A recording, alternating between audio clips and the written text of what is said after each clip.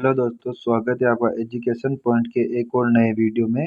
तो इस वीडियो में हम बात करेंगे राजस्थान के प्रमुख दुर्ग से संबंधित दूसरी महत्वपूर्ण क्लास के बारे में, जिसमें हम पढ़ेंगे कोटा संभाग के प्रमुख दुर्ग के बारे में। तो इससे जो पहली क्लास है उसमें हमने पढ़े थे उदयपुर संभाग से संबंधित प्रमुख दुर्ग के बारे में, और इसमें हम पढ़ेंगे कोटा संभाग से संबंधित प्रमुख दुर्ग के बारे में। तो चलो आज ही क्लास को स्टार्ट करते हैं। सबसे पहले देखते हैं हम तो कोटा जो संभाग है उसके सबसे पहला दुर्ग कौन सा है, तो गागरोन दुर्ग। ठीक है, गागरोन दुर्ग का निर्माण किसने कराया, तो इसका निर्माण कराया था आपके बिजल देव ने इसका निर्माण करवाया था। और गागरोन दुर्ग जो है जो किस जिले में आता है, तो वो आता है आपके झालावाड़ जिले में। ठीक है, तो ये दोनों चीजें ध्यान रखना है कि गागरोन दुर्ग का निर्माण किसने कराया, तो बिजल देव ने इसका निर्माण करवाया तथा यह झालावाड़ जिले के अंतर्गत आता है। तो देखते हैं हम गागरोन जिले से संबंधित कौन कौन से आपके इंपॉर्टेंट फैक्ट है उनको। तो देखो आगे हमारे ये रहा, उपनाम क्या क्या है, तो गागरोन जो दुर्ग है उसका एक तो है गरगराटपुर, दूसरा है डोडगढ़ और तीसरा है दुलरगढ़। ये तीनों उपनाम है आपके गागरोन दुर्ग के। ठीक है, और विशेष में ध्यान रखना है कि यह एक जल दुर्ग है जो आहू तथा काली सिंध इन दो नदियों के संगम पर बना हुआ है। ठीक है, तो ध्यान रखना है कि गागरोन दुर्ग क्या है, एक जल दुर्ग है। ठीक है, और ये इंपॉर्टेंट लाइन है, ध्यान रखना है इसको, कि राजस्थान का एकमात्र दुर्ग जो बिना नींव के कठोर चट्टान पर बना हुआ है। ठीक है, तो ये ध्यान रखना है आपको गागरोन दुर्ग के बारे में कि इसका निर्माण कराया था आपके बिजल देव ने। कौन से जिले में है, तो ये झालावाड़ जिले के अंतर्गत आता है। इसका उपनाम है गरगराटपुर, डोडगढ़ या दुलरगढ़। ठीक है, और विशेष में ध्यान रखना है गागरोन जो दुर्ग है वो आपके एक जल दुर्ग है जो कि आहू तथा काली सिंधु नदियों के संगम पर बना हुआ है। ठीक है, और ये राजस्थान का एकमात्र दुर्ग है जो बिना नींव के चट्टान पर बना हुआ है। ठीक है, तो देखो आगे देखते देखो, तो आगरा है हमारा गागरोन दुर्ग के प्रसिद्ध सांचे। ठीक है, कि गागरोन दुर्ग में प्रसिद्ध सांचे कौन कौन से होते हैं। ठीक है, तो देखो सांचे का मतलब क्या होता है, जहाँ केसरिया भी होता है। ठीक है, प्लस जौहर, जहाँ पर ये केसरिया और जौहर ये दोनों घटनाएं जहाँ पर घटित होती है उसे कहते हैं हम साका। ठीक है, तो देखो इसमें प्रथम साका कौन सा है, तो प्रथम साका हुआ था आपके 1423 ईस्वी में। इस समय युद्ध किस किस के बीच में हुआ था, तो गागरोन का शासक था अचलदास खींची। ठीक है, और आक्रमणकारी कौन था, तो होसंग शाह आक्रमणकारी था, जिसमें विजेता कौन रहा, तो ये जो होसंग शाह है ये विजेता रहा, तथा जौहर किसने किया था, तो लाला या लाली मेवाड़ी ने। ठीक है, इसने जौहर किया था। और ये लाला या लाली मेवाड़ी है ये कौन थी, तो ये थे आपके महाराणा कुंभा जो थे मेवाड़ के शासक। ठीक है, इस मेवाड़ के शासक महाराणा कुंभा की बहन थी ये। ठीक है, और ये अचलदास जो खिंची था ये महाराणा कुंभा का बहनोई था। ठीक है, ये भी आपको ध्यान में रखना है। तो चलो देखते हैं हम आगे प्रथम शाखा के बारे में कौन कौन से 1423 में हुआ था, अचलदास खिंची तथा होसंग शाह दोनों के बीच में युद्ध हुआ था। ठीक है, जिसमें होसंग शाह जीत गया तथा अचलदास खिंची की जो पत्नी है लाला या लाली मेवाड़ी इसने जौहर किया था। ठीक है, आगे देखते देखो दूसरे शाखा के बारे में। द्वितीय शाखा कब हुआ था, तो ये हुआ था आपके 1444 ईस्वी में। ठीक है, इस समय जो आक्रमणकारी कौन था, तो महमूद खिलजी प्रथम, और यहाँ का शासक कौन था, तो पालन सिंह। ठीक है, ये पालन सिंह जो था आपके अचलदास खिलजी। ठीक है, ये अचलदास खिलजी जो था इसका क्या था, ये पुत्र था। अचलदास खिलजी का पुत्र था पालन सिंह। ठीक है, और आक्रमणकारी था महमूद खिलजी प्रथम, जिसमें विजेता कौन रहा था, तो महमूद खिलजी जो प्रथम है इसमें विजेता रहा था। ठीक है, और महमूद खिलजी जो प्रथम है इसने गागरोन का परिवर्तित नाम क्या रखा था, तो मुस्तफाबाद। ठीक है, ये इंपॉर्टेंट चीज है कि गागरोन का नाम परिवर्तित करके मुस्तफाबाद किसने रखा, तो महमूद खिलजी प्रथम रेखा रखा। ठीक है, और किसका रखा था अगर पूछ लिया जाएगा मुस्तफाबाद नाम किसका रखा गया था, तो वो था आपके गागरोन का। ठीक है, तो गागरोन के द्वितीय शाखा के बारे में ध्यान रखना है आपको कि 1444 ईस्वी में द्वितीय शाखा हुआ था। युद्ध किन किन के बीच में हुआ था, तो पालन सिंह तथा महमूद खिलजी प्रथम इन दोनों के बीच में युद्ध हुआ था, जिसमें महमूद खिलजी प्रथम की क्या हुई थी, विजय हुई थी। ठीक है, और महमूद खिलजी प्रथम ने इसका नाम परिवर्तित करके क्या रखा था, मुस्तफाबाद रखा था। ठीक है, तो देखो आगे बढ़ते हैं हम, आगे देखते हैं गागरोन से संबंधित कुछ महत्वपूर्ण चीजें और। तो देखो अकबर के समय इस दुर्ग पर बीकानेर के पृथ्वीराज राठौड़ को सौंपा गया था। ठीक है, तो ये इंपॉर्टेंट चीजें ध्यान रखना है कि जो अकबर था उसके समय बीकानेर का कौन सा था, आपके पृथ्वीराज राठौड़, जो कि जो बीकानेर का रायमल था उसका भाई था ये। ठीक है, रायमल का भाई, इसको यह दुर्ग सौंपा गया था, गागरोन दुर्ग।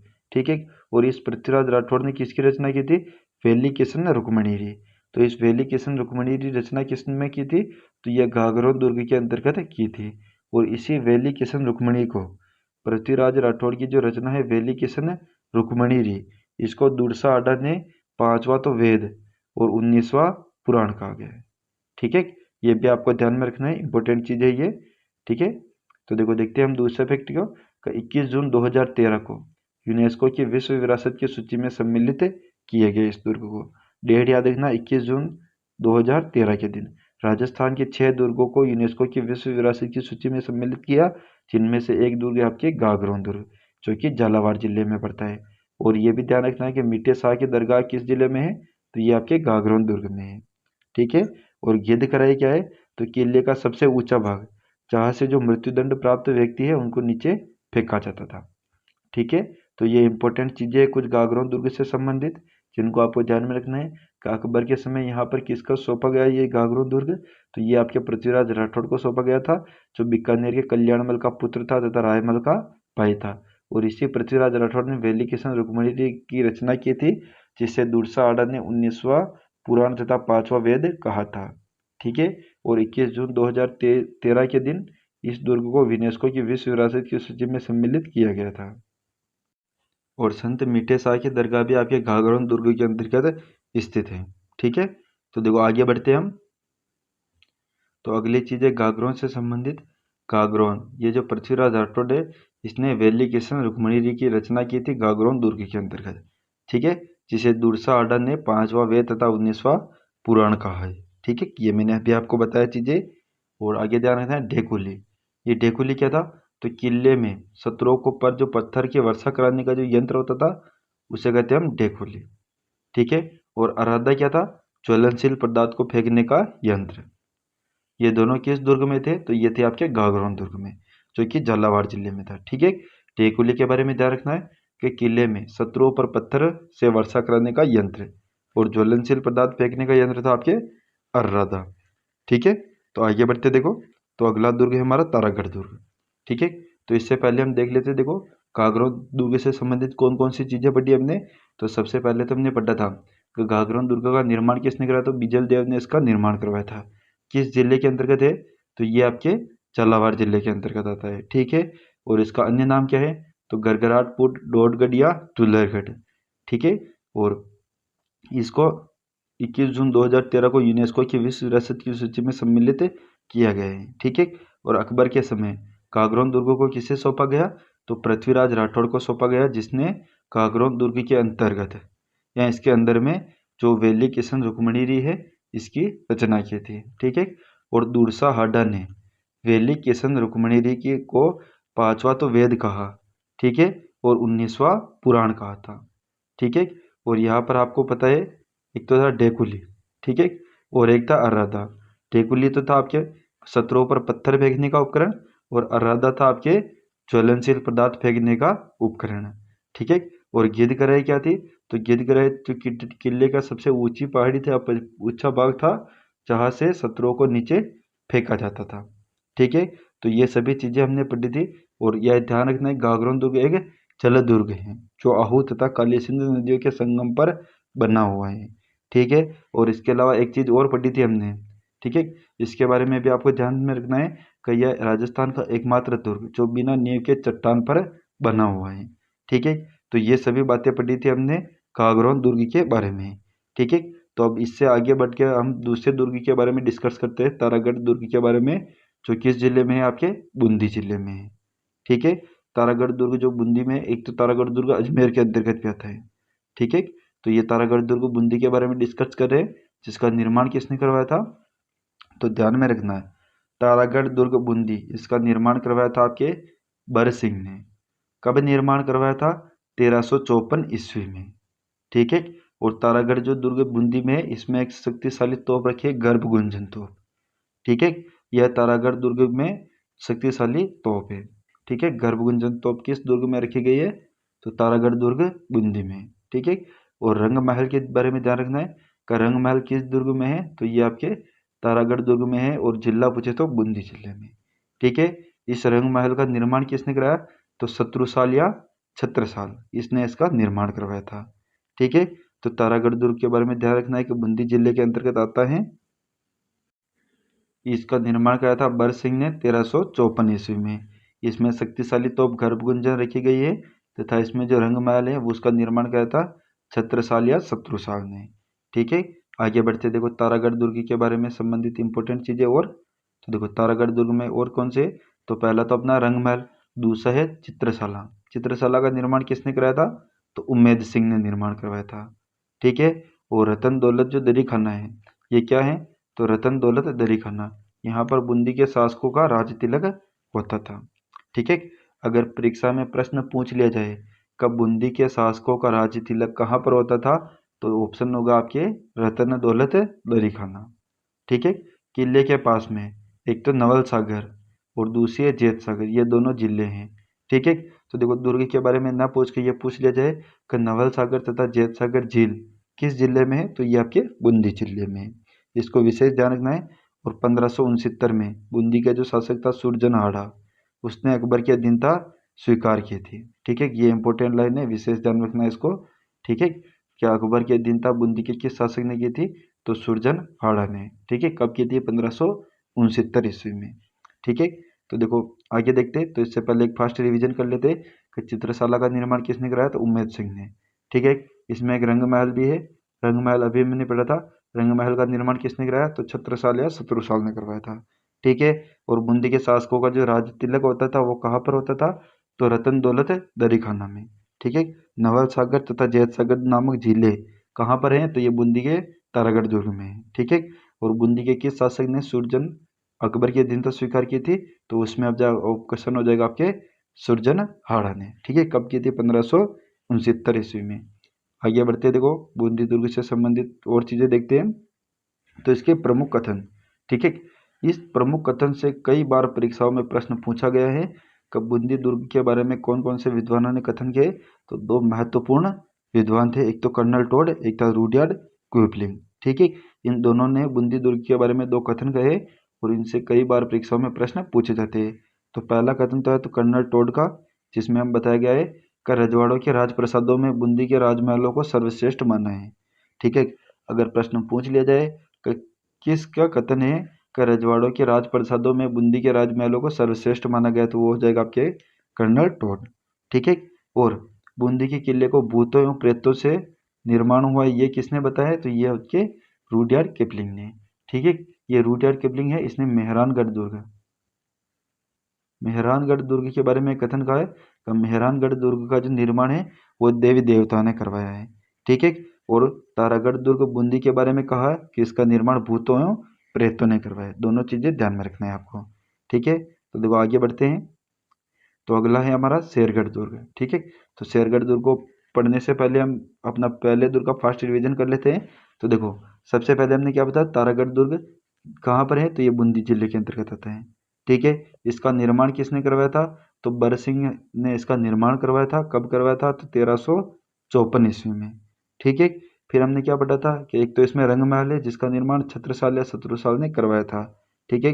दूसरा है चित्रशाला है इसमें तारागढ़ दुर्ग बूंदी में, जिसका निर्माण किसने करवाया था? तो इसका निर्माण करवाया था आपके उम्मेद सिंह ने। ठीक है। एक था रतन दौलत दरी खन्ना, जहां पर बूंदी के शासकों का राज तिलक होता था। ठीक है। ये भी आपको ध्यान में रखना है। एक है आपके जो गर्भगुंजन तोप है वो है आपके तारागढ़ दुर्ग बूंदी की शक्तिशाली तोप है। ठीक है। और तारागढ़ दुर्ग जो बूंदी का जो शासक था आपके सुरजन हाड़ा, उसने 1569 ईस्वी में अकबर की अधीनता स्वीकार की थी। ठीक है।